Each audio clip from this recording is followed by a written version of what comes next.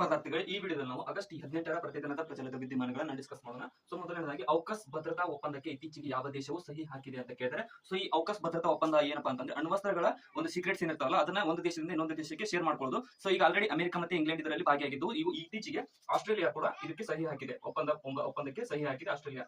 ಇನ್ನ ಎರಡನೇದಾಗಿ ಅಮೆರಿಕಾಗೆ ನೂತನ ರಾಯಭಾರಿಯಾಗಿ ಯಾರನ್ನ ನೇಮಿಸಲಾಗಿದೆ ಅಂತ ಕೇಳ್ತಾರೆ. ಸೊ ಇದು ಯಾವ್ದಂದ್ರೆ ವಿನಯ್ ಮೋಹನ್ ಕಾತ್ರಾರವರನ್ನ ಈ ಒಂದು ಅಮೆರಿಕಾಗೆ ನೂತನ ರಾಯಭಾರಿಯಾಗಿ ನೇಮಿಸಲಾಗಿದೆ. ಇನ್ನು ಭಾರತದ ಮೊದಲ ನಿವ್ವಳ ಶೂನ್ಯ ಇಂಗಾಲ ಹೊರಸೂಸುವಿಕೆಯ ವಿಮಾನ ನಿಲ್ದಾಣ ಯಾವುದು ಅಂತ ಕೇಳಿದರೆ, ಸೊ ಭಾರತದ ಮೊದಲ ಅಂದ್ರೆ ಎಕ್ಸ್ಟ್ರಾ ಜೀರೋ ಇಂಗಾಲನ ಹೊರಸೂಸುವಂತಹ ವಿಮಾನ ನಿಲ್ದಾಣ ಯಾವ್ದಪ್ಪ ಅಂದ್ರೆ ಇದು ಇಂದಿರಾ ಗಾಂಧಿ ವಿಮಾನ ನಿಲ್ದಾಣ, ನವದೆಹಲಿ. ಇಂದಿರಾ ಗಾಂಧಿ ವಿಮಾನ ನಿಲ್ದಾಣ ದೆಹಲಿ, ಇದನ್ನು ಕೂಡ ನೆನ್ಪಿಟ್ಕೊಡ್ರಿ. ಇನ್ನು ಕೊನೆಯದಾಗಿ ಏನಪ್ಪಾ ಅಂತಂದ್ರೆ ಪ್ಯಾರಿಸ್ ಒಲಿಂಪಿಕ್ ಮುಗಿತು. ಇವಾಗ ಸದ್ಯದಲ್ಲಿ ಪ್ಯಾರಾ ಒಲಿಂಪಿಕ್ ಕ್ರೀಡೆಗಳು ಪ್ರಾರಂಭವಾಗಲಿದೆ. ಸೊ ಅದು ಯಾವಾಗ ಪ್ರಾರಂಭವಾಗಲಿದೆ ಅನ್ನೋದನ್ನ ನೀವು ಕಮೆಂಟ್ ಸೆಕ್ಷನ್ ದಲ್ಲಿ